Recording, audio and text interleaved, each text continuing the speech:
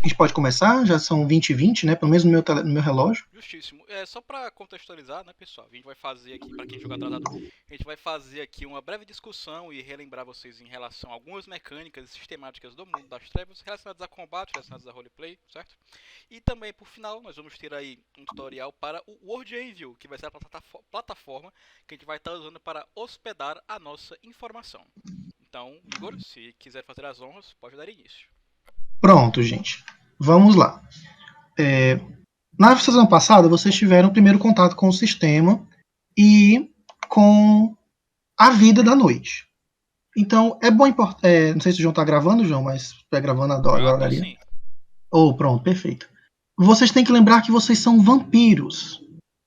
Muita gente joga vampiro achando que vocês vão jogar com um personagem humano, uma versão mais poderosa ou mais idealizada de si mesmos, mas esquecem que o vampiro é uma criatura amaldiçoada, que sofre com ostracismo, porque afinal, vampiros são monstros. Eles são, apesar de tudo, embora a mais populosa população das criaturas das trevas, eles ainda assim são um número infinitamente menor do que os humanos, né? Uma cidade grande como San Andreas vai ter menos de 100 vampiros, para vocês terem uma ideia. E vocês fazem parte dessa nata seleta de neófitos que alcançaram a, a independência e agora são membros emancipados. Isto posto, é bom lembrar que vocês não podem sair de dia. Não existe a mínima possibilidade, no momento, de qualquer um de vocês encarar a luz do sol.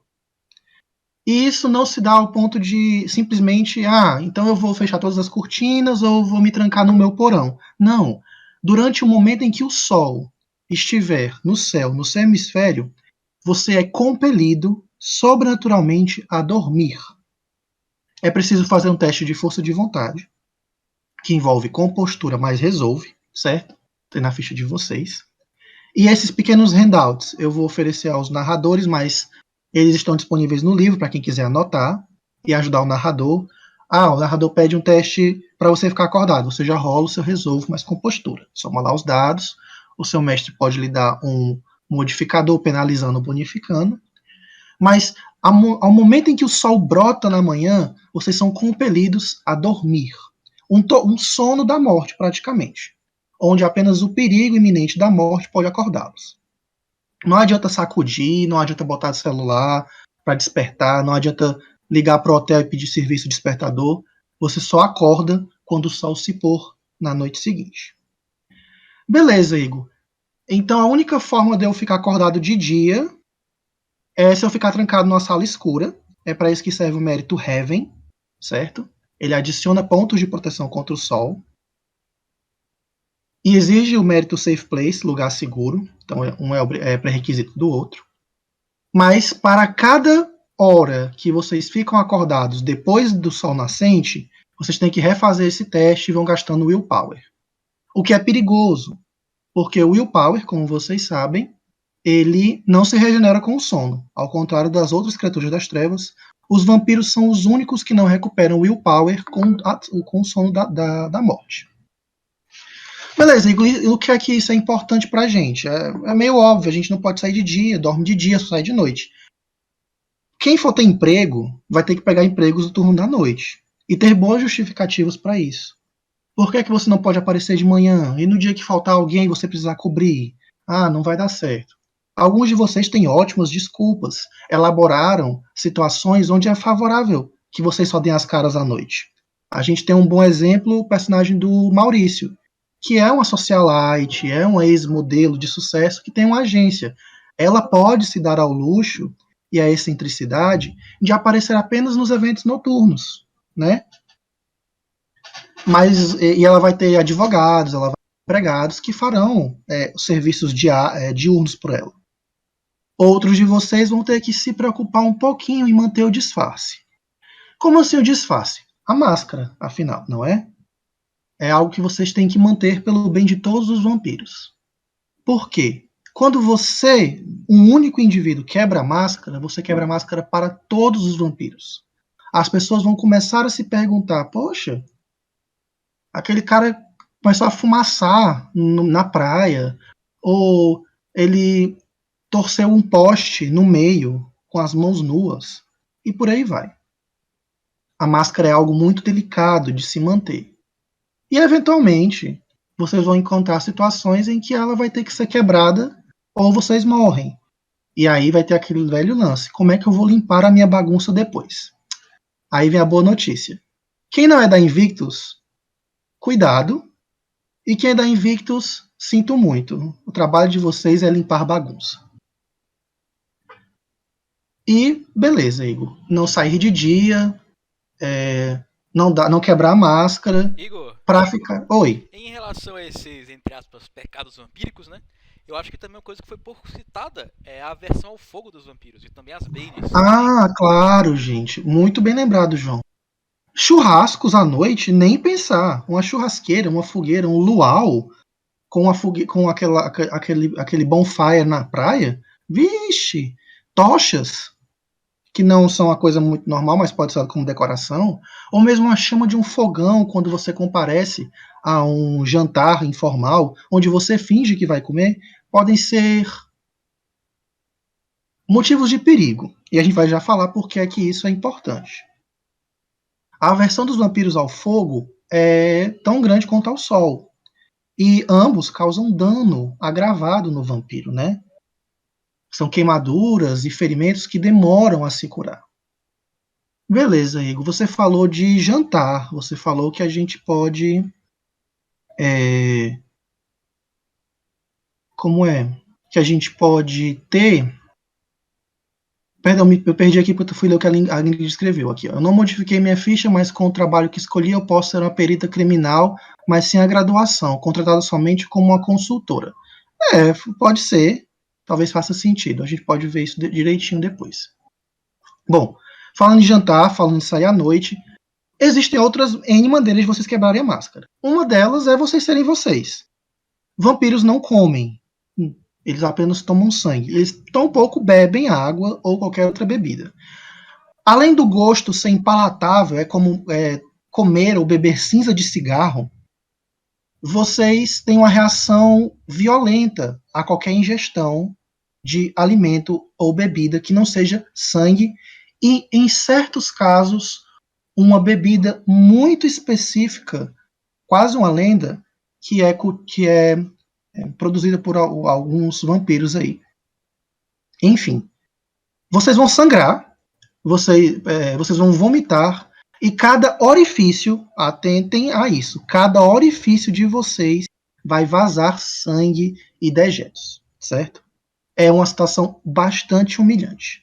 Então evitem beber socialmente e tal. Beleza, Igor, mas vamos usar o exemplo aqui do personagem do Maurício de novo. Ela é uma socialite, ela vai para um coquetel. Seria estranho que ela sempre esteja com a taça de champanhe cheia, né? Ela não. Ah, mas eu posso dizer que eu não bebo, só estou mantendo as aparências.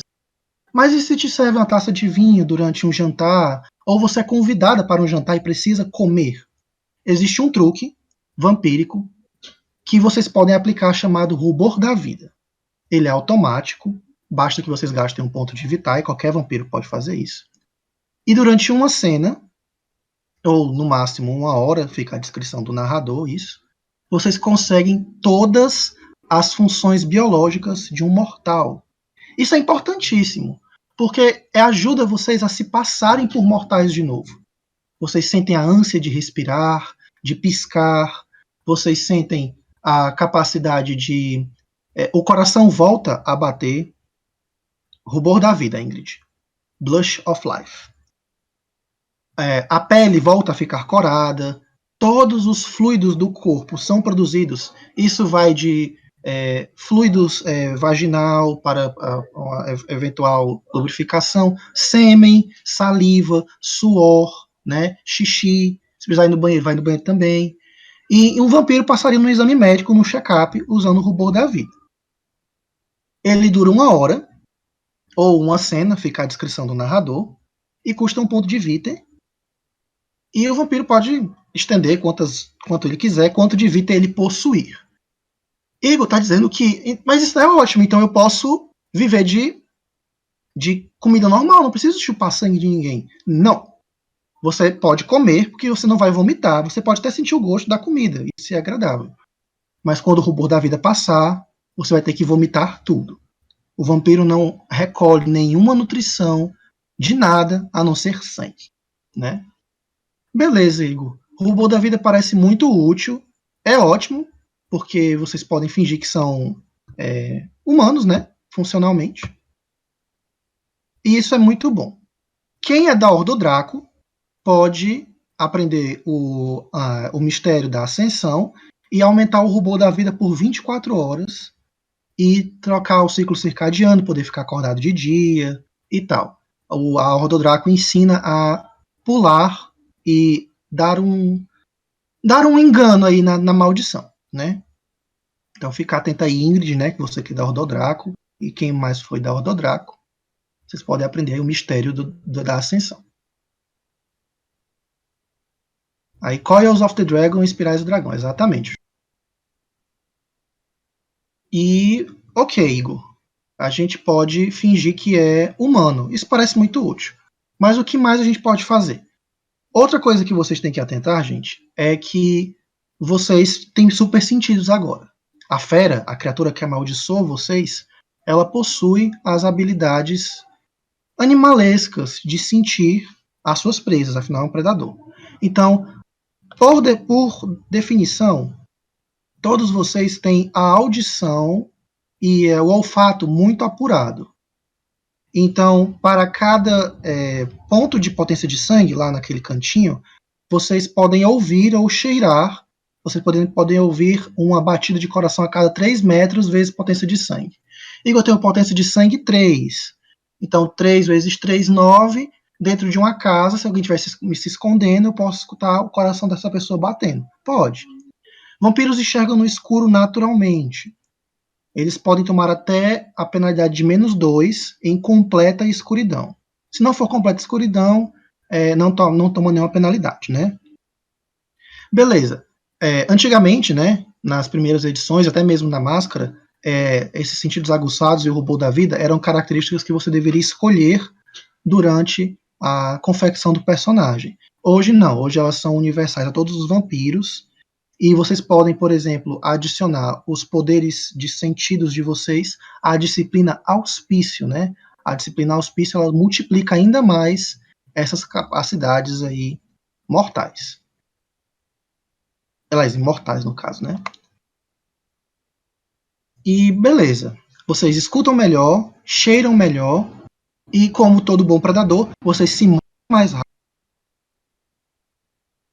Cada vez que vocês gastam um ponto de vitae, vocês podem escolher uma das suas, como é que eu digo, um dos seus atributos físicos e aumentar em dois dados, certo? Vocês podem jogar mais 2 dados. Toda vez que o mestre pedir que você faça um teste que envolva força, destreza ou estamina, você pode gastar um ponto de vitae e jogar mais 2 dados. Todavia, nenhum teste que envolva uma skill associada a esse atributo necessariamente se aplique e eles não aumentam traços derivados dele. Por exemplo, aumentar a estamina para resistir a uma porrada não aumenta necessariamente a sua vida nem a sua armadura, certo? Mas aumenta a sua quantidade de resistir a dano. Alguma dúvida, gente?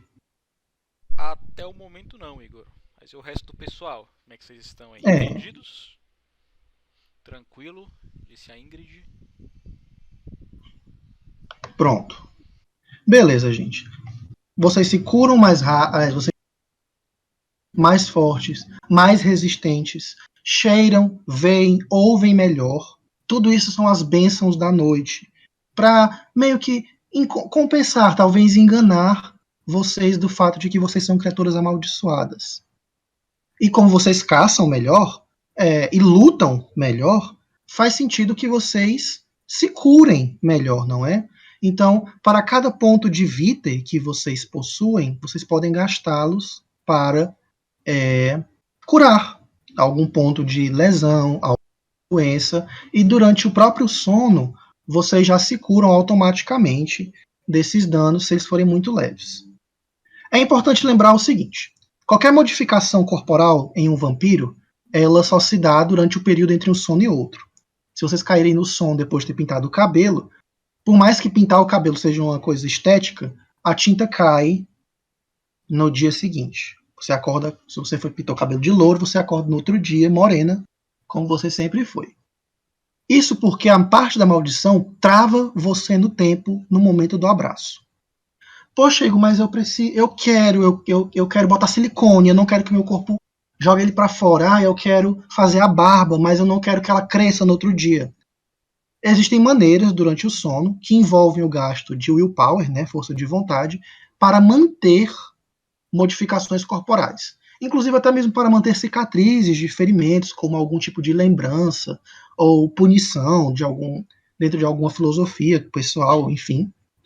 Vocês podem gastar willpower para manter, né, essa modificação física. A modificação física varia, o narrador vai judiciar quantos pontos de willpower são necessários dependendo do tamanho da modificação. Lembrem-se que ao momento que vocês acordam, essas modificações que não foram guardadas, elas vão embora. Beleza, Igor. Você falou da besta, você falou que ela dá tudo isso pra gente e tal. É como se a gente fosse um bando de animais e gente ao mesmo tempo. Basicamente. E como animais, bestas, feras, criaturas da noite, vocês se comportam de uma forma social. Então, vocês podem imaginar que o príncipe seria o alfa e que os outros membros podem ser superiores e tal. Mas, Igor, como eu estabeleço a minha autoridade dentro do campo? Como é que eu, dentro da minha maldição, dentro da minha não-vida, pode estabelecer dominância, né? Como é que eu posso dizer para os outros que naquele canto onde eu mando mesmo? Você pode fazer isso de várias maneiras. Com dinheiro, com demonstrações de força ou de violência, ou, como a maioria dos vampiros faz, com o uso da aura predatória. Isso é bom que vocês anotem em algum lugar, e porque vocês podem usar. É ótimo em negociações com outros jogadores ou NPCs. O vampiro, ele possui essa aura. É uma manifestação da sua fera, da criatura interior que habita dentro dele. Ela se manifesta de 3 formas: a aura bestial, a aura sedutora e a aura competitiva. Cada aura possui uma função. A aura bestial, ela é a aura do gato fazendo do cachorro ladrando, latindo, fazendo. É quando o vampiro se arma para atacar, mas não vai. É quando ele quer mostrar a quem está vendo que ele é poderoso. E aí, naquele momento, ou você luta ou você foge. Vai provocar na vítima a condição, caso a vítima caia, a condição bestial. A vítima vai se tornar também selvagem, né? E aí ela pode querer fugir ou se degladiar, e aí vira aquela briga de gato que a gente conhece, aquele enfim. A aura sedutora, ela faz muito sentido quando a gente enxerga o vampiro enquanto uma criatura social, aquela criatura que pavoneia, que se exibe, né? Que mostra o ápice da sua perfeição física, né? Enquanto predador. Então, ela inspira e ela causa, como é que eu posso dizer? É quase uma vergonha, tipo, nossa, ele é tão lindo, ele é tão poderoso, ele é tão glamuroso, eu não sou ninguém perto daquela pessoa, ele é rainha, eu sou nadinha. E isso causa na pessoa a condição necessitado, né? A pessoa invoca aquela necessidade de agradar, de estar perto, de amar, de desejar, enfim, o vampiro que causou a condição. E a aura competitiva é a aura que mostra para quem está ali quem é que manda. Quem é a pessoa que está no controle, quem é a pessoa que toma as melhores decisões, quem é a pessoa mais confiável. Ela invoca uma necessidade por hierarquia. Por favor, me comande. Por favor, me guie pelo vale da sombra da morte. Eu confio em você. Ou então, invoca na ponte da pessoa a condição assim, poxa, eu não acho que você é tão bom assim, eu vou competir com você, eu quero me provar. E aí os vampiros se degladiam de novo, e ele pode causar a condição competitiva. As condições ficam no anexo, quem quiser dar uma olhada nessas mecânicas, são a partir da página 300, se eu não me engano, a página 301. É permitido usar, você pode usar aura em quem você quiser, até no príncipe. Não é impossível. Igor, como é que eu faço isso? Você vai usar uma ação padrão. Se for durante um combate, por exemplo, e não numa ação livre, você vai usar seu turno para realizar esta ação, que envolve um teste de resolve, mais um teste de... Aliás, um teste com a sua resolve, mais a sua potência de sangue, certo? Para você resistir. Mas se for para você expor a sua aura, por exemplo, eu quero explodir a minha aura bestial. Você vai pegar o seu atributo de força, o seu atributo de poder, força, e vai jogar ele mais sua potência de sangue. Digamos que você tem força 3 e potência de sangue 1, que é no caso a maioria de vocês. Vocês vão jogar 4 dados.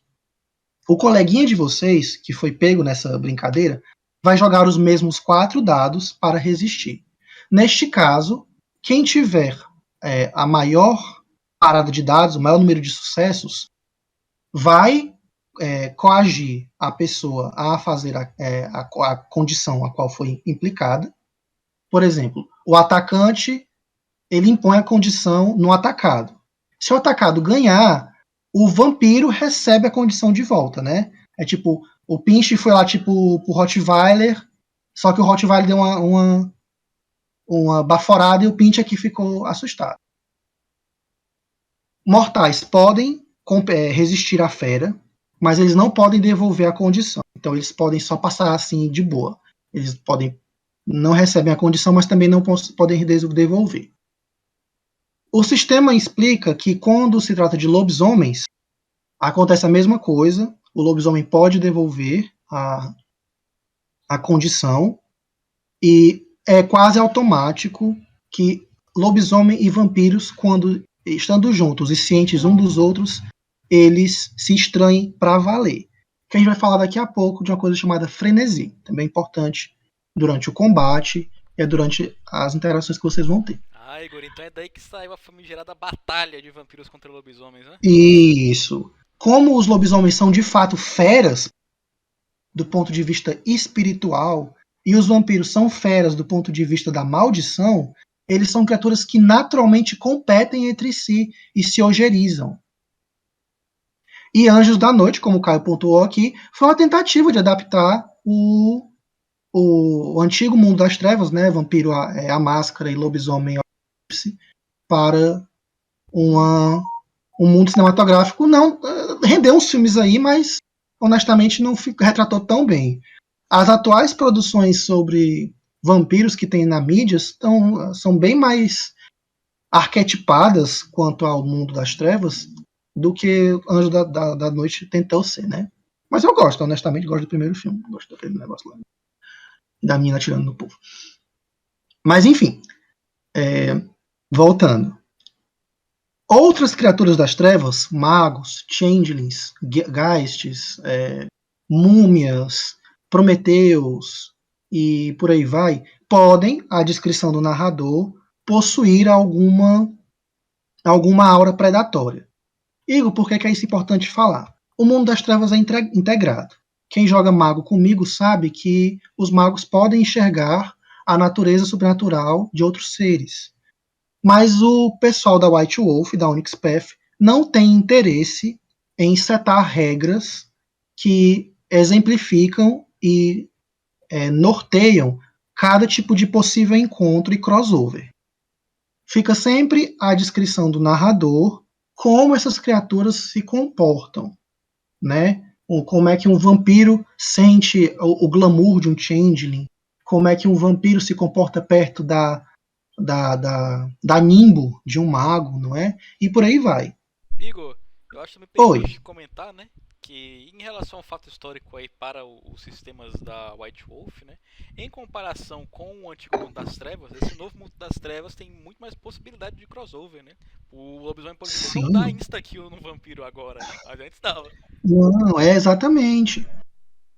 As mecânicas dos livros contendo poderes e traços que são, como é que eu posso dizer, correlatos ou análogos para cada um, para que haja uma, eu vou falar bem agora, para parecer brincadeira, mas não é, uma ilusão de balanceamento. Porque é a ilusão que vai dar a ideia de que um crossover é possível. Porque nenhum dos sistemas dentro de si é propositalmente balanceado, como o texto realmente ele deixa claro, né? Em livros de mago, em alguns méritos de vampiro, eles pedem que o narrador não se preocupe porque não é para ser balanceado mesmo. Mas dá a ilusão e traz o conforto de que um vampiro é capaz de lidar com um mago, entende, né, com um lobisomem. O fato é que vai depender muito da situação e de como o jogador vai improvisar ali, né? Beleza, Igor. Você falou aí de frenesi, de encontro com lobisomem. O que é que isso tem a ver e como é que isso entra no combate? Gente, a besta, ela tá ali. E às vezes ela fica impaciente. Seja por perigo, seja porque você foi ameaçado pela aura predatória de outro vampiro, seja porque você está enfrentando uma situação de fome, onde você está quase sem viter, e aí a besta, ela tipo assim, olha, dá licença que eu vou assumir. E aí você entra num estado de completa e total descontrole. Em alguns casos, o livro sugere que, nesse caso, você permitir que o jogador controle o personagem louco, descontrolado, mas na maioria dos casos fica a cargo do narrador decidir o que o jogador faz, para realmente simular essa situação de descontrole, né? Na qual você realmente não tem mais controle sobre as suas ações. Beleza, Igor. Acontece alguma coisa durante o frenesi? Eu só fico doido por abstinência? Não, você sai matando tudo e a todos, que se for por perigo, você sai matando todo mundo. Se for por fome, você vai sair sugando o sangue de todo mundo, mesmo que isso mate alguém. É uma situação indesejável. Só que é claro, durante o frenesi, vocês ganham alguns atributos a mais, né? Vocês ficam mais fortes, mais rápidos, mais resistentes, capazes de resistir mais a dano. Isso parece até muito bom. Você se torna tipo uma espécie de vampiro melhor do que você era antes. Só que você tá doido, então é meio que não vale a pena. A Ingrid pergunta como é que você sai do frenesi. Você precisa preencher a situação que você entrou em frenesi. Se for por medo, por perigo, só quando você termina de fugir. Se for por ameaça, só quando você morrer ou quando você bater em quem te ameaçou. Se for por fome, quando você estiver alimentado. Até então, não existe outras formas. Existe, é claro, testes. Vocês podem resistir ao frenesi. Não é algo que o narrador diz, tô entrando em frenesi, se vira aí. Não. O frenesi, ele é resistido por um teste, deixa eu ler aqui. É um teste de resolve mais compostura, certo? Vocês vão rolar e, num caso de um sucesso, né, pelo menos um dado, vocês resistem ao frenesi e até aí um beat, né? Igor, Oi. também acho bacana de comentar, né? Não são só essas coisas que causam frenesi, existem outros efeitos, como por exemplo a presença de fogo, né? Isso. No caso, é o perigo.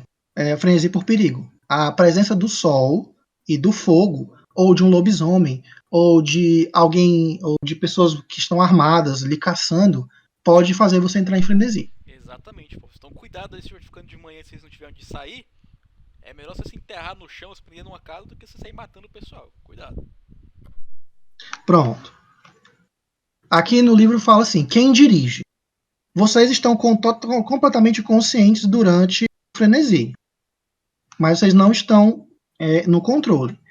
E aí o jogo, o sistema fala que isso deve ser acordado entre o jogador e o narrador no começo de cada sessão. Então, provavelmente eu vou chegar para vocês e perguntar, gente, durante a sessão, se alguém entrar em frenesi, vocês querem controlar o personagem ou querem que eu controle? E aí a gente chega num acordo. Porque realmente não tem nenhum problema se for um ou outro. Em alguns casos, eu já vi, e eu achei uma sugestão interessante, que é para meio que fazer o pessoal saber como é estar nos sapatos dos outros jogadores, é deixar que um dos jogadores da mesa, que não seja você, controle seu personagem em frenesi. Isso ajuda até mesmo a formar laços melhores aí daquele famoso respeito, compreensão e ajuda mútua. Olha só, interessante. Tem também uma pegada em relação à interação social, né? Mas a gente não tá aplicando isso. Sim. Mas eu via bem interessante a introdução dessa mecânica para os sistemas narrativos da White Wolf. Eu achei bem bacana. Ó, eu vou dar aqui alguns modificadores eu vou dar alguns exemplos de modificador que o narrador pode sugerir na hora de resistir ao frenesi, certo?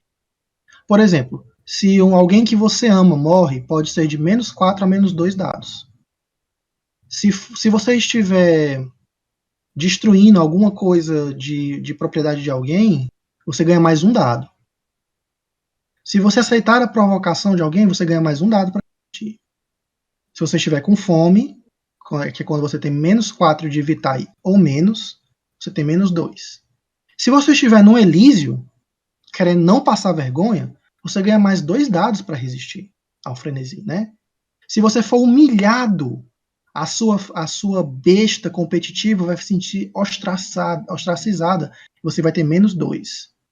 Se você tiver com fome, com menos de 2 de vitae, você tem -4. E quando você estiver ferido, também tem -1. A luz do sol causa -1. Tentando uma ferida aberta, -1. E vai. O frenesi é interessante se fosse possível que o vampiro pudesse controlar. E existe um jeito interessante que vocês podem fazer, que é o chamado pegar onda. Pegar onda é entrar numa espécie de frenesi voluntário, na qual vocês fazem o mesmo teste e gastam willpower. No caso de sucesso, vocês são capazes de controlar conscientemente todos os bônus que vocês recebem do frenesi sem perder o controle, né? Vocês ficam mais fortes, mais rápidos, e eu acho que eu mandei para o João, mas a gente pode botar aqui também as vantagens do frenesi quando você está pegando onda, certo? E as mecânicas bem bonitinhas, tem um documento bem bacana. Igor, beleza. Frenesi parece algo que a gente deve evitar ou, no mínimo, lidar com bastante cuidado, né? Afinal, várias coisas vão ameaçar vocês durante a noite. A vida do vampiro não é fácil. E, Igor, o que mais você pode falar a respeito disso? Bom, gente, tudo que se refere a mecânicas que podem ser aplicadas durante o combate, que a gente vai falar agora, a última talvez que falte seja o torpor. O torpor é a condição do sono da morte na qual o vampiro fica inativo, fora do controle dele. O torpor acontece quando o vampiro toma uma quantidade excessiva ou quando ele sofre um empalamento, e o empalamento é feito contra o coração, certo? O livro não sugere nenhum motivo específico e nenhuma explicação sobrenatural para o fato de que, para que o vampiro seja empalado, é necessário que a estaca seja de madeira. Ah, Igor, mas no momento eu só tenho aqui um mastro de bandeira, que é de metal, ou um taco de beisebol de alumínio, ou sei lá, uma espada. O vampiro será empalado se o coração dele for perfurado por uma estaca de madeira. Honestamente, isso a gente pode discutir depois aí, se a gente abre essa exceção aí para outros materiais, contanto que haja um empalamento. Eu fui depois pesquisar em alguns fóruns, eu fui dar uma olhada, estudar para ver o motivo disso, e aparentemente é porque quando a estaca é feita de madeira, ela era viva, ela era uma planta, e ela foi modificada para servir alguma coisa e ela está morta, né? Ela já é madeira lignificada. Então isso tem algum tipo de ressonância com o fato de que o vampiro também já foi vivo e agora está morto, né? Mas essa foi a explicação melhorzinha que eu li. A necessidade de ter madeira tem relação com a semiótica, por assim dizer, Maurício. Bem colocado, né? Mas não é oficial, a White Wolf não pontuou nada a respeito disso, né? Mas foi a melhor coisa que eu achei. Então, a gente pode discutir quanto à natureza da estaca, né? Por aí dizer. Porque tem gente que diz que mas pode ser uma estaca de prata, porque a prata é um metal sagrado, que tem. E eu considero tão válido semioticamente quanto a madeira, né? Muitos elementos narrativos e mecânicos do sistema das trevas, em geral, têm relação com semiótica, sim, bastante. Né? O fato de que vampiros não aparecem em espelhos, o próprio sol e o próprio fogo só machucam o vampiro por causa de semiótica, não tem nenhum motivo químico ou biológico para que eles o façam, né? E beleza. O torpor, ele, como eu falei, tem a natureza do empalamento e a natureza de muito dano. É um sono sem sonhos, certo? Na qual qualquer vampiro, independente do poder dele, pode cair. Você pode empalar um vampiro ancião ou um vampiro antigo. Tem uma diferença entre vampiro antigo e vampiro ancião. Que ele vai ficar empalado e entorpor qualquer outro neófito. Igor, por que isso é importante pra gente? Dano. Ele precisa ser recuperado e demora um tanto de tempo. Então, se você entra em torpor por dano, você vai poder jogar quando você sair do torpor, que normalmente é quando você recupera todos os pontos aí de vida. E o torpor, ele dura uma quantidade de tempo relativa à sua humanidade. O torpor é o sono da morte que o vampiro entra, onde ele fica completamente inativo e incapaz de agir. O torpor para vocês, que são neófitos, que têm humanidade entre 7 e 6, dura uma semana, certo? Mas o torpor por empalamento, ele é automático. Se a pessoa conseguiu te empalar, você entra em torpor sem teste, sem direito a teste, e só sai do torpor se a estaca for retirada, que também é automático. Você também pode entrar em torpor caso você entre em frenesi e não consiga se alimentar. Você cai no torpor por fome. E aí você precisa ser alimentado para poder acordar. Só colocar isso aqui também. Torpor por fome igual só acaba quando alimentado. Pronto. Com humanidade Um momento, 5. O Maurício perguntou aqui, né? É bom a gente fazer pesquisa de reservas para não ficar sem jogar? Maurício, em relação a isso, a gente está discutindo, tá? Mas nada impede você fazer uma fichinha ali e deixar pronto para quando seu personagem eventualmente, né? Acontecer alguma coisa com ele, você fala, pessoal, tem um reserva, posso jogar com ele? A gente fala, pode, a gente analisa. Pode, é válido. É importante lembrar do tom da narrativa, né? Aqui vocês correm alguns perigos talvez a mais do que ações que a gente já usou, né? O sistema tem uma pegada um pouco mais visceral, que ela é, em tese, baseada na nossa realidade. Exatamente. Mas, em relação a reservas, né, como já foi comentado, a prática comum ali na nossa sessão de quinta edição, nós não somos contras, mas apenas enquanto você tiver com seu personagem vivo, jogue com ele. A gente pede assim tranquilo, sabe? Se tiver um reserva, você pode ter sem problema, mas você deixa ali quando acontecer alguma coisa, você tem o seu reserva já exatamente para isso. É por isso que o nome é reserva, certo? Eu pessoalmente já tenho 2 ideias aqui na minha cabeça. Falta só o meu personagem morrer para eu colocar ele em jogo.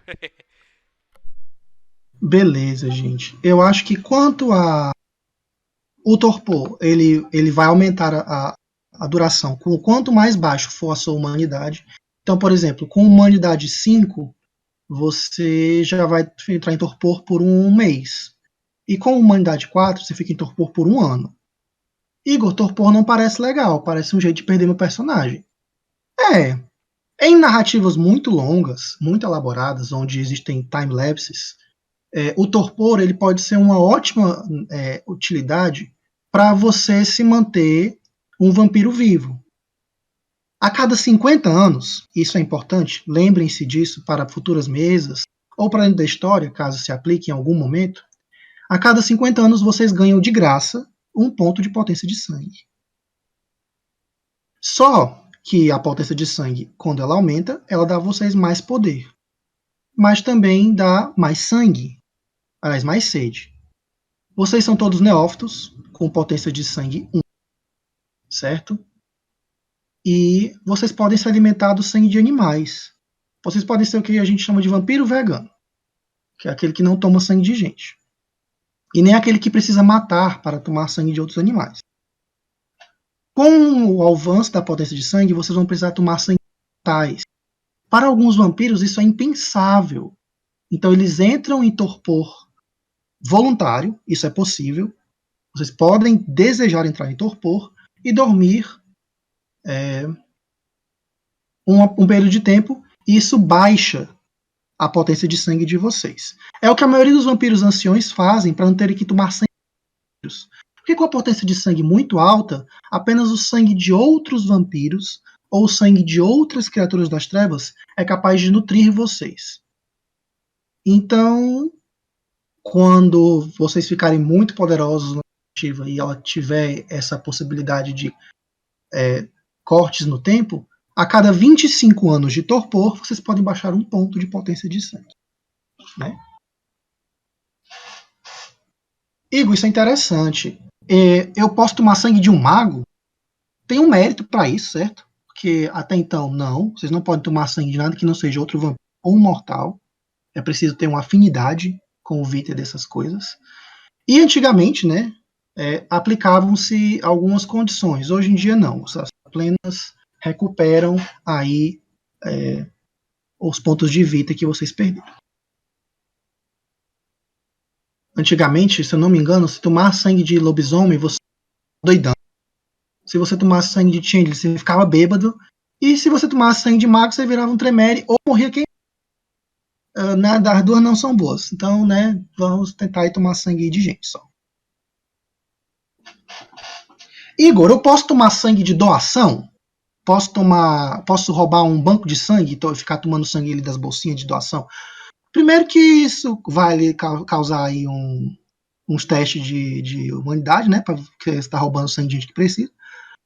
Mas não. Sangue frio, sangue de um cadáver e sangue de qualquer outra fonte que não seja uma presa fresca não traz nutrição. Tanto que qualquer quantidade de sangue de banco de sangue só dá um ponto de vida. Fazer uma prisão e farmar humanos. Teoricamente, o melhor jeito de fazer é o que os vampiros já fazem há milênios, que é controlando as grandes massas e a mídia. Né? Os vampiros são, de fato, os conglomerados de mídia e o capitalismo que mantém as pessoas num estado de dormência moral, né? Com seus aplicativos, reality shows, drogas, coisas com muito açúcar. Certo? Se eu não me. Pronto.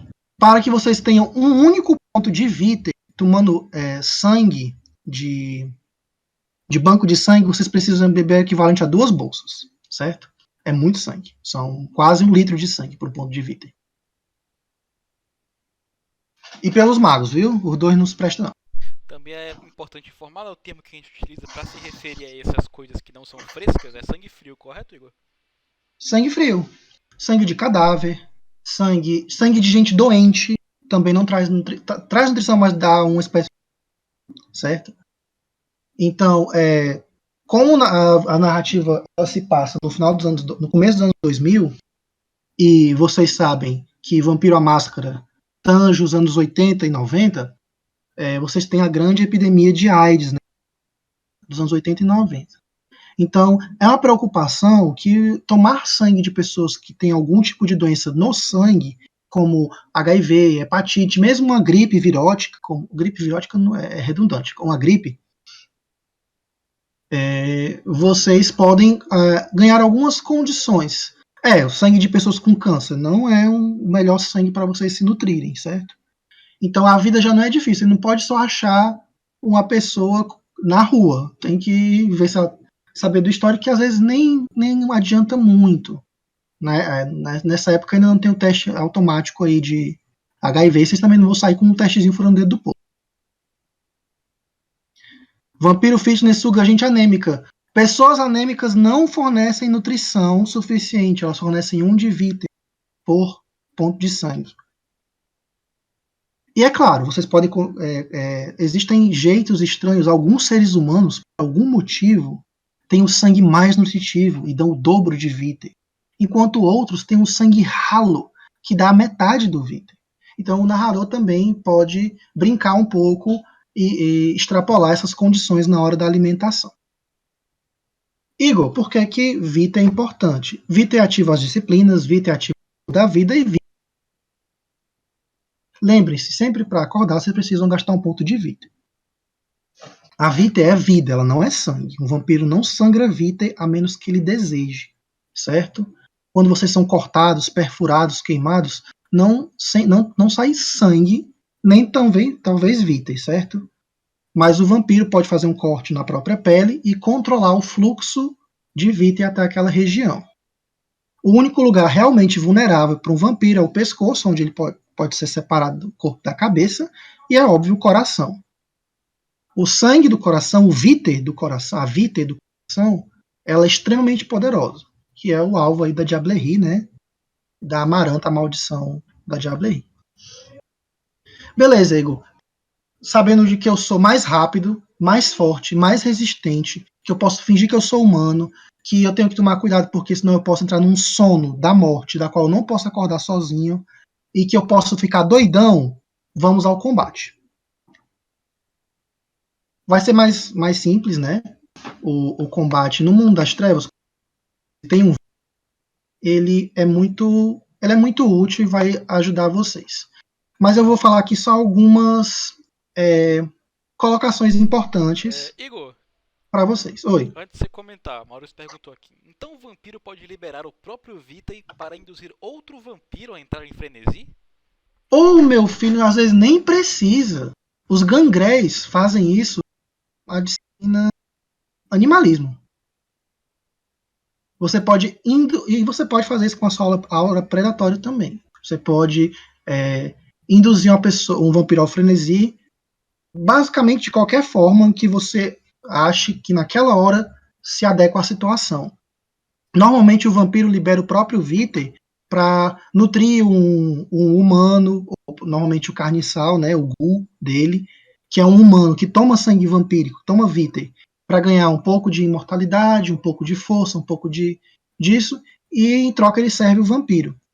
E também serve na hora do abraço, né? Afinal, é preciso que você dê seu sangue à sua criança para que ela passe pelo processo do abraço. Mas se você quiser forçar a pessoa a criar laço de sangue também, eu acho que funciona, né, Igor? E também, exatamente. E como é que isso funciona? Eu passo. Poxa, eu quero aquele boyzinho, eu quero que ele me ame, eu quero que ele me adore. Eu pingo uma gota de Vitae na bebida dele. Ele toma, e aí ele começa. Opa, aquela menina ali é bonita. Opa, não, pera. E aí, à medida que ele vai tomando mais sangue, o laço se estabelecendo e por aí vai. Então, povos, cuidado aí quando a pessoa chega aí, meus, que é um ponto de sangue de graça. Deve ter alguma coisa ali por fundo. Tenham cuidado, hein? Cuidado na hora que. Eu tô sem Vitae. Meu sangue tá quase acabando, me empresta. Opa! É melhor deixar o amigo morrer de fome. Qualquer coisa, gente, tá com uma estaca no coração do colega e leva ele para casa, né? Outra coisa, gente. Quem for da Ordo Draco tem aí uns mistérios aí que ajudam a controlar o frenesi. Então a Ordo Draco aí tá. A Ordo Draco vem para resolver todos os problemas que essas coisas têm. Beleza, voltando, nós vamos aqui ao combate. Gente, o combate no mundo das trevas se diz respeito a qualquer situação, certo? Na qual existe uma altercação, um conflito que não possa ser resolvido de uma forma razoável. E normalmente o combate é estabelecido pelo estabelecimento de intenções. Eu quero bater, eu quero socar o João até ele perder os dentes. Eu quero cortar a garganta do Igor. Eu quero tomar o livro da mão do Maurício. Eu quero humilhar o André. Eu quero que o Pedro saia dessa sala. Toda vez que isso fugir de uma conversa normal, de algo civilizado, ou seja, que se torne violento, gente, vou só dar exemplos, eu gosto de todos vocês, não quero fazer com vocês, tá? Isso é chamado de combate. E as implicações e intenções podem variar nesse naipe. De eu quero derrubar ou tomar o livro de fulano, a eu quero matar fulano, ou eu quero virar o presidente dos Estados Unidos, tomando o lugar do presidente agora. É uma intenção válida. Vocês podem descrever isso como vocês preferirem. Normalmente é o famoso eu ataco, Mas como o Mundo das Trevas ele usa muito o teatro da mente e usa muito esse lance da interpretação cinematográfica, é melhor que vocês descrevam melhor, porque aí vocês já criam um clima para o combate. Eu quero derrubar esse livro da mão do Pedro. Eu vou me aproximar dele e dar um tapa nas costas da mão dele com as costas da minha mão. Joga aí um teste aí de combate menos a defesa do Pedro. Ah, tirei 3 dados. Joguei 3 dados, tive um sucesso. O livro cai da mão do Pedro. Ou o Pedro machuca a mão. E por aí vai. Mas é importante deixar claro a intenção. Neste caso, observe que eu quero derrubar o livro da mão do Pedro. No caso de uma falha, o livro pode até cair, mas ele cai num bueiro. Por exemplo, uma falha crítica, o livro cai no bueiro. No caso de uma falha normal, o Pedro desvia, ou o Pedro recebe o golpe, mas não é o suficiente para que o livro solte. Observem que eu não quero machucar o Pedro, eu quero derrubar o livro. Então a intenção deve ser clara, vocês podem escrever como quiser, mas a intenção deve ser clara, e o narrador ele vai interpretar os resultados de acordo com a intenção. Se você disser, eu quero bater na mão do Pedro para derrubar o livro e machucá-lo, aí já fica um pouco complicado. Você quer machucá-lo ou você quer derrubar o livro? Você pode dizer que quer machucá-lo ou derrubar o livro. No caso de um sucesso excepcional, você pode machucá-lo e derrubar o livro. Você pode ter os dois, né? Ou o mestre pode adicionar um efeito a mais aí na situação. Beleza, Igor. Mas em casos que não são necessariamente altercações e atos de violência, quando é o combate mesmo, a peia. Aí, gente, tem as rolagens de combate.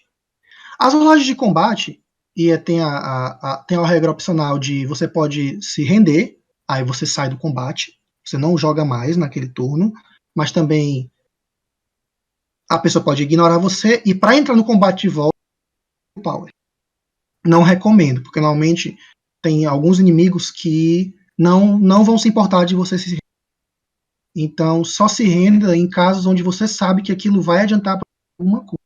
É uma dica minha, mas também façam como vocês preferirem, certo? As regras de combate, por assim dizer, elas se dão através das rolagens e elas aplicam as seguintes regras. João, tu pode ir aí só colocando, por favor. Em casos de combate desarmado, vocês vão jogar... É aquele outro último documento que tu havia mandado, né? Em caso de combate desarmado, vocês farão um teste de força mais luta, né? Strength mais brawl, menos a defesa. Eu vou já falar de como é que funciona a defesa no mundo, certo? Então, no caso de combate desarmado, é Strength mais Brawl. Lembrem-se disso para quem for marcial.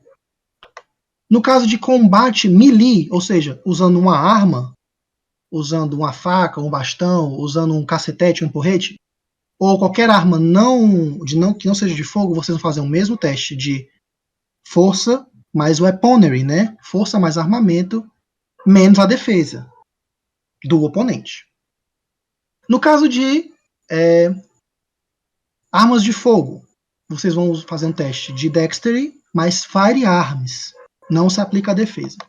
Igor, eu não me defendo, então, de um ataque de arma de fogo. A menos que seja dito o contrário pelo narrador, pelas circunstâncias, por algum mérito ou poder sobrenatural de vocês não aplicam a defesa de vocês a armas de fogo. Magos podem aplicar a defesa à arma de fogo, dependendo das suas armaduras arcanas. Alguns vampiros podem adicionar a celeridade a uma rápida reação e aplicar defesa a um ataque de fogo, né? Alguns changelings têm essa capacidade também, mas em tese, via de regra, não se aplica a defesa a ataques com arma de fogo. Então, se alguém dar um pipoco em vocês, é aquilo ali mesmo. Em caso de armas de arremesso, né, o nosso Caio, que aí faz uns ranges aí, que adora jogar umas coisas no ponto, vocês fazem um teste de throw weapon, que envolve athletics mais dexterity, né, destreza mais athletics, menos a defesa. Porque a arma de arremesso, ela é menos rápida e menos impactante do que a arma de fogo, né? Vocês convêm que dá para tentar defender de uma faca que são do que de uma bala. Igor, o que é essa tal defesa que você falou? A defesa, gente, ela é uma característica que vocês possuem que, se eu não me engano, soma o mais baixo do wits ou destreza de vocês mais a compostura, certo? Posso estar enganado, alguém me corrige aí, mas eu acho que é isso.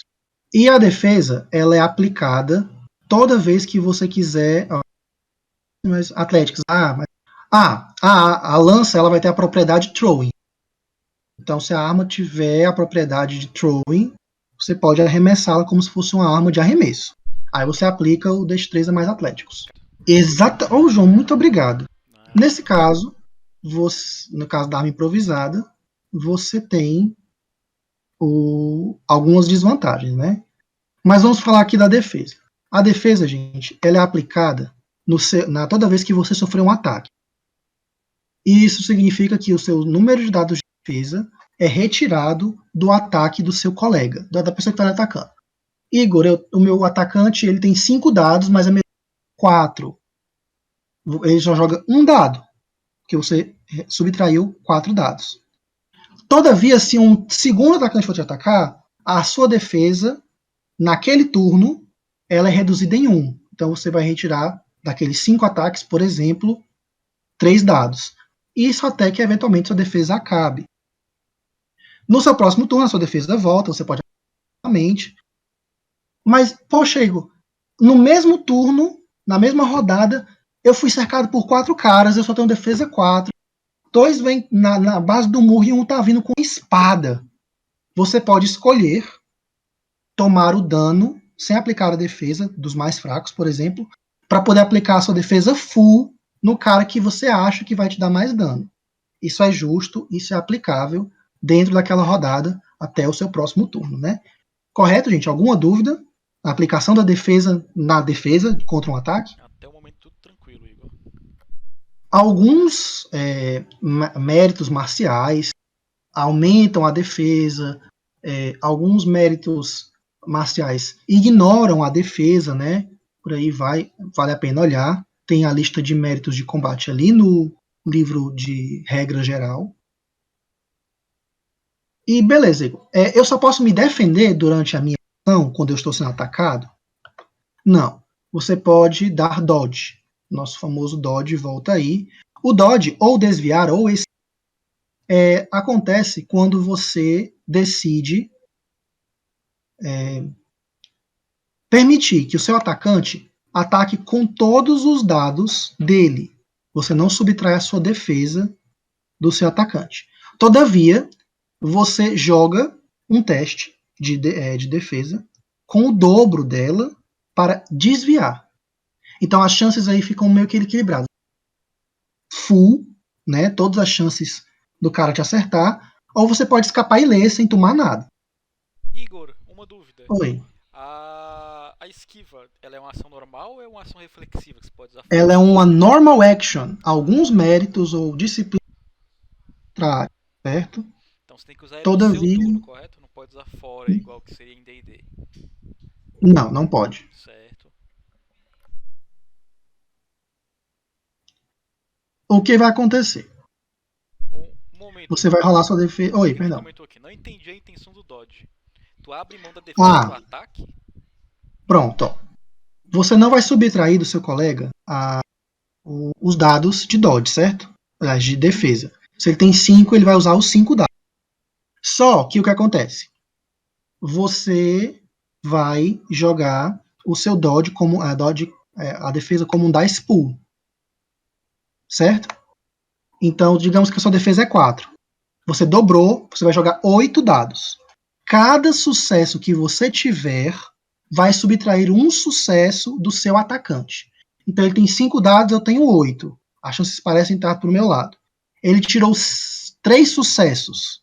Eu tirei 2 sucessos. Desses meus. Ou então eu tirei mais do que ele. Eu subtraio.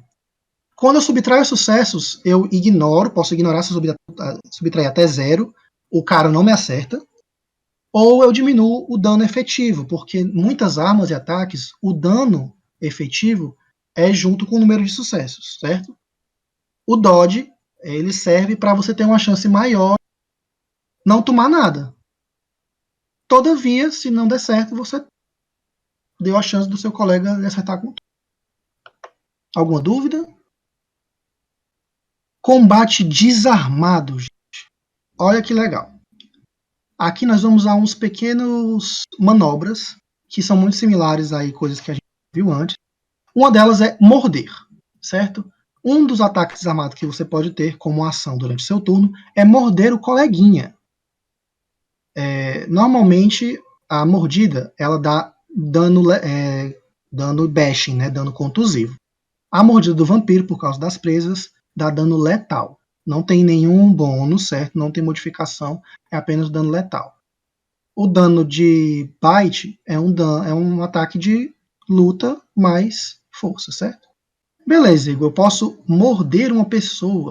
Eu posso tomar o sangue dela enquanto eu mordo? Se for mordida bem sucedida, é possível que sim. Mas aí você faz um testezinho para tomar o sangue da pessoa também, né? No próximo turno. Igor, mas para morder uma pessoa, não precisa agarrar ela? Precisa. E aí vem o famoso agarrar, ou grapple, né? Que a gente conhece. O teste de grapple, ele é, assim como um ataque desarmado, um teste de mais Brown, menos defesa. No sucesso, a sua vítima é agarrada. A vítima, no turno dela, podem fazer testes de Brown e força para ver quem é que se solta. Quem tiver mais sucessos pode se saltar. A lista de ações que você pode ter enquanto Brown, certo? Enquanto agarrado, Brown não, grapple, com o seu coleguinha, é a seguinte. Você pode usar a sua ação enquanto agarrado para se soltar. Então você precisa passar no teste de Brown mais Strength do seu agarrante, vou chamar assim. Você pode controlar a arma do seu agarrado. Você pode tentar segurar a arma dele para que ele não use, certo? Você pode causar dano, tipo, dano. Você pode dar um agarrão e apertar, ou pode jogá-la contra a parede, ou pode sufocá-la, certo? Você pode desarmar o oponente, quando você solta a arma dele da mão dele, ele não pode mais usar, vai ter que usar uma ação. Você pode derrubar, o famoso dar prone, drop prone, que aí existe algumas restrições que a pessoa recebe quando está prone, como vocês podem imaginar. Vocês podem segurar, dar hold, que é quando a defesa do personagem não pode ser aplicada a outros ataques. Um personagem segura para o outro bater, e aí a defesa não é aplicada. E restringir, que é quando você impede que a pessoa se mova. É meio que um hold mais melhorado, né? Que aí vai de imobilizar mesmo. Inclusive é uma especialização de Brown. Para você usar Restrain, você precisa usar hold. E para usar desarme, passado Control Weapon. Perdão, Igor, tu pode repetir essas últimas duas requisições que travou aqui. Ah, beleza. As últimas duas são e Restrain, restringir. Para usar Restrain, você precisa ter dado um bom hold, certo? O hold, ele não permite que o oponente agarrado aplique a defesa dele contra outros ataques. Então, se um de colega de vocês, por exemplo, o Juan, segura o cara, que ele é muito forte, e a personagem do Maurício quer atacar com a lança, o personagem não vai poder aplicar a defesa porque ele está segurado, né? Ele está preso, imobilizado. E isso também se aplica à movimentação no caso do Restrain. Bom, o último uso para o grapple é o take cover. Você transforma o seu agarrado em um escudo humano. Ele oferece a condição de que qualquer ataque, qualquer teste que envolva tocar, Igor, eu preciso botar uma escuta, eu preciso encostar numa ferida para passar um veneno. Oi. Aqui que travou, acho que em relação ao parte de pegar cover no agarrado. Ah, não, é só isso. Pegar cover com o agarrado. Tu tinha falado que quando você realiza isso, todo o ataque que seria em você... Pronto. Todo ataque contra você vai automaticamente pegar na pessoa que foi usada como escudo. Escutaram, gente? Aqui apareceu. Pronto. Bom, gente, para tocar em alguém, plantar uma escuta, passar o veneno ou tocar na ferida, é feito um teste de Dexterity mais Brown, não teste de força. Ou Dexterity mais Weaponry, certo? Combate à distância, né? Vamos lá aí para a parte que a nossa querida Kátia gosta. Pistola, poupa pouco. Vamos lá, gente. As armas, elas têm a característica de auto-fire, fogo automático. Cada arma tem um range, certo? Vai ter uma tabela. Vou pegar aqui a tabela, só um instante. A tabela na página. Ele perguntou, o que é esse tocar em alguém? Eu acho que é bem explicativo. É tocar. Você quer só tocar. Ou simplesmente dar no combate, você quer tocar na pessoa, você não quer bater nela. Existem disciplinas que você precisa tocar em objetos ou pessoas. Então é uma Exatamente. pertinente aí para depender do que você for fazer. Por exemplo, o seu toque causa um medo primordial na pessoa. Você tem que tocar nela, né? Você não pode aplicar alguma coisa diferente. Por que é que tem um teste? Porque a pessoa está num combate, pode querer desviar. Não é só tipo chegar, ei, e dar uma batidinha no ombro. Exatamente, Maurício. Perfeitamente colocado. Se você quiser passar despercebido, o mestre pode inclusive colocar de ocultamento aí. Mas é exatamente isso. Voltando para as armas de fogo, gente. Armas de fogo, perdão. As armas de fogo, elas possuem range, certo? E elas possuem auto-fire. São características delas. Uma arma de curta explosão, ela vai atirar 3 balas ao mesmo tempo, certo? Você adiciona mais um ponto à sua jogada de dados com arma de fogo. Uma arma de média explosão, ela tira 10 balas de uma vez, você adiciona mais 2 dados. E uma bala de longa explosão são 20 balas no mesmo turno, né? E aí você adiciona mais 3 dados. Esses mais 3 dados, eles refletem no sucesso que você vai obter para acertar e vai implicar no dano que você vai desferir. Vocês concordam comigo que se numa esteira de tiros eu dou 3 tiros e numa esteira eu dou 10 tiros, 3 tiros não, né? 3 balas saem, 10 tiros saem, a probabilidade de eu acertar e matar alguém com esses 10 tiros é maior do que com 3, né? E aí se dá a característica. Na página, deixa eu ver aqui. Na página 179, gente, vai ter uma tabela contendo as armas, aí vai ter o tipo, o dano, que é o que soma com o número de sucessos, o range, o alcance, o João mandando aqui, o clip é a quantidade de balas que tem por pente, a iniciativa, a gente vai já falar disso, a força, o quanto você precisa ter de força para segurar aquela arma, e o tamanho, que implica em como eu posso esconder essa arma, né? Um rifle tem tamanho 3, é dificílimo de esconder, mas uma arma pode ser escondida dentro de um bolso, um revólver, ou uma pistola. Vai ter a viability ou disponibilidade, que implica no quanto de recurso você precisaria despender durante uma narrativa para comprar aquela arma. E vai ter exemplos aqui que vocês podem pesquisar na internet para ter noções aí de especificações. Junto à tabela vai ter toda uma legenda explicando como funciona tudo bonitinho. Beleza, Igor. Eu acho que range é algo que fica muito claro.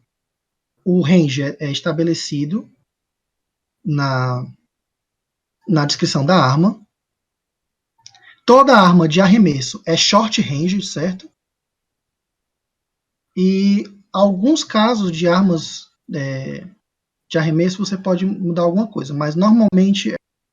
Não, pronto. Armas de arremesso, caso de quem for jogar facas, qualquer arma de arremesso exige um teste de destreza de destreza mais atlético, certo? Para ser arremessada, e você só pode arremessar uma arma que seja pelo menos 2 vezes menor do que a sua força. Certo? Então, uma arma de tamanho 1 pode ser arremessada por uma pessoa de força 3. Igor, eu acho interessante a gente Oi. comentar em relação a tamanho, o pessoal ter uma ideia de o que seria um 1 e o que seria um Pronto. 5, por exemplo.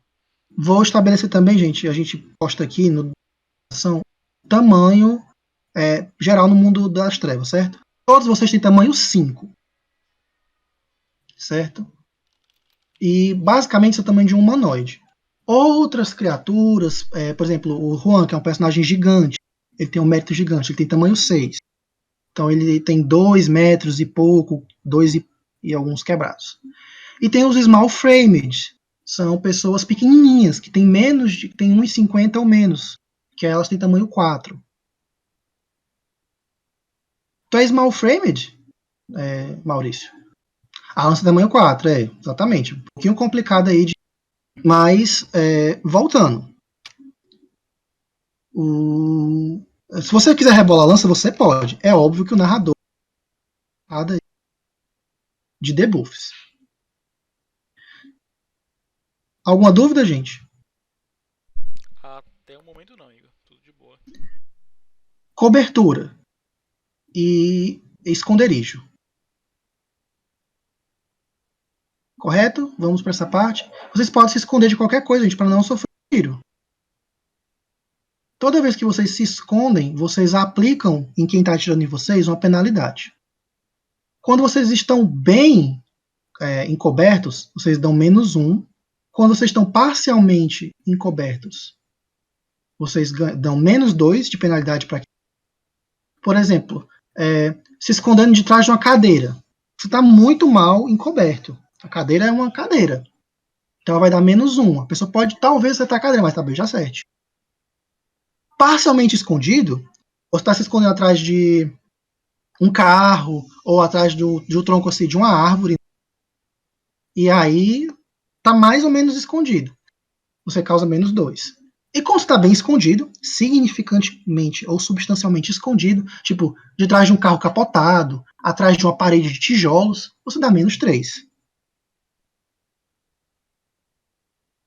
E para atirar, gente, se você tiver escondido, é sempre -2 dados. Igor, tô com a minha arma e tô atrás de um muro. Toda vez que eu tiver que sair para atirar e voltar, é meio difícil acertar a mira, é meio difícil ficar o tempo suficiente para a arma disparar. Então, -2 dados. Essas informações a gente está dando, gente, para quem porque isso ajuda muito a gente, mestre, na hora de organizar as coisas, certo? As armas, elas têm a característica de recarregar, e elas vão ter na ficha da arma essa característica. Algumas armas são automáticas, algumas armas recebem pentes.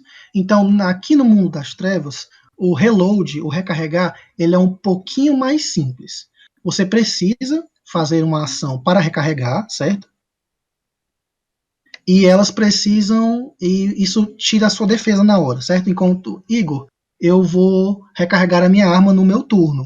Então, naquele momento, se você for atacado, você não pode aplicar sua defesa, porque você está ocupado adicionando os clipes da bala, né? Outras características, a menos que diga o contrário, como que ajude a recarregar. Se vocês tiverem um pente fácil, que não tiverem que botar bala por bala na arma, vocês podem aplicar defesa. Em outros casos, não. No caso de alguém que atira com arco e flecha, que você está pegando a flecha rapidamente da sua aljava, não considera como recarregar, né? Então, você pode aplicar a defesa. E tem gente que usa arco e flecha no mundo das trevas? Assim, gente, é uma escolha de armas um tanto quanto inusitada, mas não é impossível, certo? Vamos aqui a algumas características básicas de combate, certo, gente? Que todo combate tem: desarmado, à distância, melee, e, enfim. Se você está prone, todo ataque contra você que for ranged, Ataque à distância leva menos 2 de bonificação. Tira menos 2, tem uma penalidade de menos 2. Mas qualquer ataque melee ou que baseado em weaponry ou brawl vai ter mais 2. Certo? Para se levantar custa uma ação. Igor, no D&D a gente tá quase terminando. E tal. E só que aqui no mundo das trevas, gente, você pode especificar aonde você quer acertar. Como assim? Igor, eu posso mirar na cabeça, eu posso mirar no coração, eu posso mirar na mão, eu posso dar mais dano e causar condições na pessoa de acordo com o alvo. Igor, beleza, eu quero acertar o coração e talvez torpor. Ou matar a pessoa, é quase instantâneo, né? Porque você toma 5 pontos de dano perfurante, praticamente, automático. Mas você tem menos 3. Então qualquer ataque mirado que você faça possui uma penalidade. Qualquer membro, braços ou pernas, você pode causar a condição arm rack ou leg rack, perna ou braço quebrado, mas são menos 2 dados para jogar uma jogada de ataque. Se você mira na mão, você pode fazer a pessoa ter a condição arm rack, mas são menos. E o maior penalizador é ataques nos olhos. Qualquer ataque no olho tem menos 5 dados para acertar. Mas em caso de sucesso, você deixa a pessoa cega, automático. Cada uma dessas condições tem uma descrição que vai do cargo do narrador, como ele vai aplicar. Alguma dúvida quanto a isso, gente? No livro tem a tabelinha, né, Igor? Tem sim, a tabelinha bem bonitinha, gente. Beleza. Em algum momento, talvez a gente faça traduções. Nos olhos é mais difícil que no coração, Maurício. Sim, no prato retal do coração são menos 3 dados. Porque o olho é pequeno, né, cara? O coração tá O olho é pequeno, é um alvo pequeno. Bom, gente, os últimos 2 pontos que eu quero falar sobre combate é armas e armaduras e dano, certo? Armas e armaduras, elas são especificadas em tabelas, em armas ranged e armas de melee, certo? E existe uma tabela para armaduras. A armadura, ela aplica uma resistência ao dano, ela não aumenta, ela implica em quanto dano a armadura absorve. Então a pessoa pode até te acertar, mas ela não dá dano. As armaduras vão desde roupas reforçadas, que te protegem de golpes, mas não te protegem de tiros, até coletes à prova de bala, armaduras militares, né, que é aquelas roupas acolchoadas com tornozeleiras e não sei o que, tudo e tal, Igor, que protegem contra balas. Oi. falando de defesa, também é sempre importante lembrar, né, que como os vampiros já estão mortos, né, então todo dano que seria letal em um ser humano é considerado dano contundente, o dano de uma porrada, por exemplo, dano de um soco. Então se tomar uma facada não é muito mais que você tomar um porradão, exceto que dói mais. Exatamente. Muito bem lembrado. E, bom, gente. Pergunta, Igor. O Juan perguntou aqui: os músculos podem ser armadura? Bom, com os vampiros que usam alguma disciplina que garanta a eles uma armadura podem aplicar o conceito da armadura natural na redução de dano. É o caso do vigor, né? E da resiliência, e o caso do protean, quando você adquire uma característica animal como escamas ou couro, né? Gente, a última parte, que é dano, e cura, né? Que é como vocês vão levar dano e causar dano, e como vocês vão anotar isso na ficha de vocês, e como vocês vão se curar, eventualmente, certo? A ficha de vocês vai ter uma coisinha chamada caixa de saúde, Health Box, ou Health Points, ou enfim, vai ter ali em cima. Ela é o somado entre algumas características de vocês, como tamanho e estamina, mais eventualmente alguma disciplina, certo? Ou poder sobrenatural, ou mérito, ou afim. Neste caso, quando vocês tomarem dano contusivo, e a maioria dos vampiros só toma esse tipo de dano, vocês vão marcar uma barrinha, um slash, uma barrinha nessa caixinha mais da pontinha de cá de dentro da ficha, que eu não lembro se é esquerda ou se é direita. Vocês vão me perdoar. Essa caixinha mais aqui do canto de dentro. Mais perto do começo da palavra. Enfim. Isso, obrigado, João. Toda vez que vocês marcarem um dano a mais, esse primeiro ponto vai sendo tipo empurrado para frente. Então, por exemplo, se o vampiro toma um dano, vamos dizer aqui, no caso de dano letal, você vai marcar um X. Você não marca o X em cima da barrinha. Você empurra a barrinha para o lado, ou seja, você desenha outra barrinha e marca um X na primeira caixinha. João, você pode simular para mim, por favor? Exatamente. Perfeito, obrigado. E isso vai se dando ao longo da sessão, certo? Quando a sua barra de vida, ou seja, quando chegar na última bolinha de dano contusivo, tudo for só a barrinha, o próximo dano que você receber se torna letal, se torna um X. Isso é regra. E no caso de um dano agravado, você marca um asterisco, você marca 3 tracinhos e empurra os outros danos que você tem para o lado. João, você pode simular, por favor, aí o dano agravado com asterisco ou 3 tracinhos, enfim. Perfeito. Obrigado. E assim vai até completar. Igor, quando é que eu morro? Você morre quando você encher sua caixa de letal. Certo?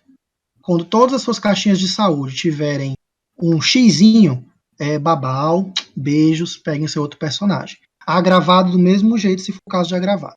Dano contusivo não mata, certo? A menos que ele se acumule. Em tese, para que vocês morram de um hit kill, vocês teriam, por exemplo, esse personagem aqui tem 1, 2, 3, 5, 6, 7, 8. Ele precisaria tomar 16 pontos de dano contusivo de uma vez. Isso é basicamente impossível, gente. Precisaria um número de sucessos extraordinário, que equivale ou a uma bomba ou um armamento nuclear, ou ser jogado dentro da lava. Beleza. Todavia, se vocês tomarem uma quantidade de dano igual ou superior à caixa de estamina de vocês, vocês caem inconscientes. É possível fazer um teste de estamina, qual você joga só a sua estamina, né? Mas se for maior, você cai inconsciente. É o famoso pescotapa que desmaia. Mata assim. Todo vampiro morre de acúmulo de dano letal. Muitos tiros, muitas facadas. É mais do que a Vitae pode manter. Igor, mas eu sou um vampiro. Eu posso me curar. Exatamente. Vamos falar de cura. A cada 15 minutos, gente, vocês curam 1 de ponto contusivo, certo? Então, quando se passou uma cena, se passou 2 horas, pontos. Para cada 2 dias, vocês curam 1 ponto de dano letal. Isso eu tô falando no geral, certo? E a cada 1 semana, vocês curam 1 de agravado. Mas, Igor, eu não posso me curar com Vitae? Pode.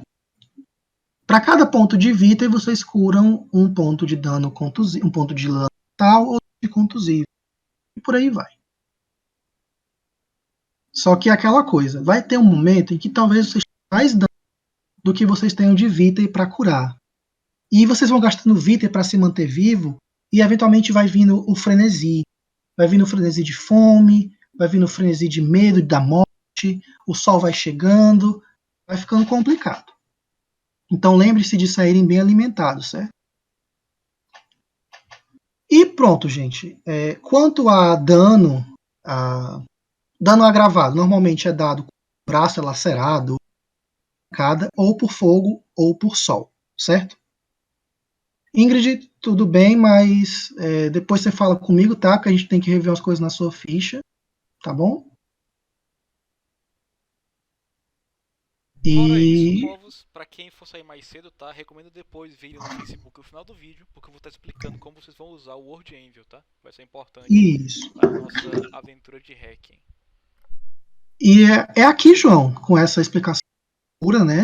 Basicamente isso, eu lhe dou a palavra.